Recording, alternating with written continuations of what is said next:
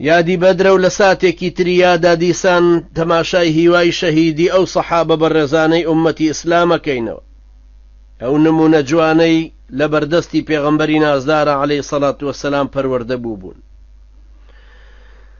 یادی بەدرە بەڵام هەر شوێنێکی تری تەماشا بکەینەوە هەر ئاسەواری بەدری لەسرە و کاریگەری دەرونیە لەسەر مسلمانان لە هەرجەیەکەن. زۆری ترمان باز لە بەدر کردوتەوە و بەدری زۆری تر هەڵەگرێ، وەکو تاریخی لە سیرەی پێغەمبەر صلی الله علیه وسلم یا ئاەتەکانی ئەنفال چەند جار لەسەر ئەژنۆ دانیشتوین لە بەردەمیانە و لە نووری پاکی ئەم قورئانە بە دڵ و دەروونمان گەیشتووە و هەزار شکر بۆ خوا. بەڵام ئەمڕۆ لە زنجیرەی ساتی یاداین، لەم ساتە یادانەیە بۆ ئەوەی لەگەڵ ئەمانیشا بڕوە باسێک لە هیوای شەهیدی و تامەزرۆیی ئەو سەحابە و تابعینانە ئەکەم کە چۆن خۆیان بۆ ئەو شەهیدیە ئەکوتا و لەبەر خاتری عیزەتی ئیسلام و سەرخستنی مسلمانان پاک ڕاگرتنی ئاڵای تەوحید و بە پێوە ڕاگرتنی مسلمانان یەکەم چه قوربانیەکیانەدا. شەڕی ڕدەیە و هەڵگەڕانەوەی خەڵکە لە ئیسلام زەمانە بوبەکری سدیقە و هاتۆتە سەر حوکم، پیاوێکی لە خواترس و سادق و سەرڕاست، پیاوچاکی ئەم ئومەتە دوای پێغەمبەرەکەی. بەڵام جگە لە قوڕەیش هەر هەموو لایەک دەمیان لە ئومەتی ئیسلام و دەمیان لە دینەکەی کردوتەوە و لێی هەڵگەڕاونەتەوە و پاشگەز بوونەتەوە خەتەرترینیشیان مسەیلەمەی کەذابە. مسەیلەمەی کەذاب خەڵکانێکی زۆری لە دەوروبەرن و خۆی بە پێغەمبەر ناونووس کردووە و عەهد و بەیعەتێ لە خەڵکی وەرەگرێ و ئایەت دروستەکا و نوێژ لەسەر خەڵکی لا ئەبا و ڕۆژوو لەسەر خەڵکی لا ئەبا و عیبادەتی تریان پێسپێرێ.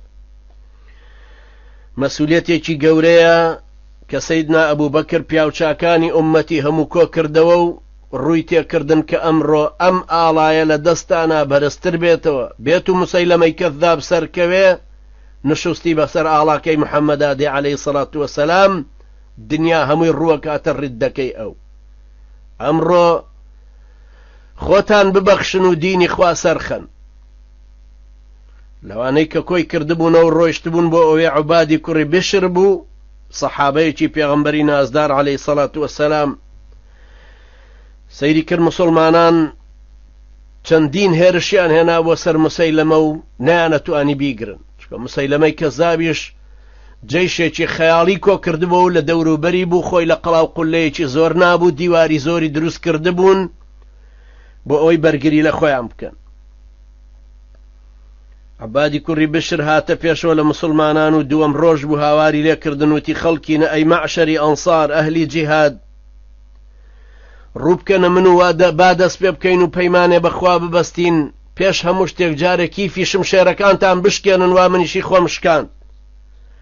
مسلمانەکان بە دوایە 400 کەس هاتنە نزیکی ئەو شمشێرەکانیان هەڵبڕی و دەریان هێنا لە کالان و کالانەکانیان هەمووی شکان. ثابتی کوڕی قەیس، بەڕائی کوڕی مالک، ئەبوو دووجانەی خاوەنی شمشێرەکەی پێغەمبەر صلی الله علیه وسلم هەمویان لە ڕیزی ئەو پیاو چاکانە بوون کە هاتنە ڕیزی عوبادی کوڕی بشر. هەر هەموو شمشێریان دەرهێنا و هجوومێکی تری بە قووەتیان کردەوە سەیر مسەیلەمەی کەذاب و شۆڕشەکەی و جوندیەکانی، هەتاوەکو لە چەندین شوێن هەڵیان کەند و دەریان پەڕان و بەزین تا خۆیان گەیاندە ناو حەدیقەیەکی زۆر بەهێز و قایم کە دیواری زۆر گەوریان بۆ دروست کردبوو، دەروازەکانیان هەموو زۆر محکەم قەپات کردبوو کە دوایی پێی وترا حەدیقەت المەوت، لەبەرەوەی هەر لەویان لە جەیشی مسەیلەمەی کەذاب 20,000 کەس کوژرا لەناو ئەو حەدیقەیە. وەختێک کە گەیشتنە نزیکی ئەو حەدیقەی و عوبادی کوڕی بشر تەماشای کرد، پێویستی بە هجوومێکی تر هەیە ئەم جارە لەگەڵیانە.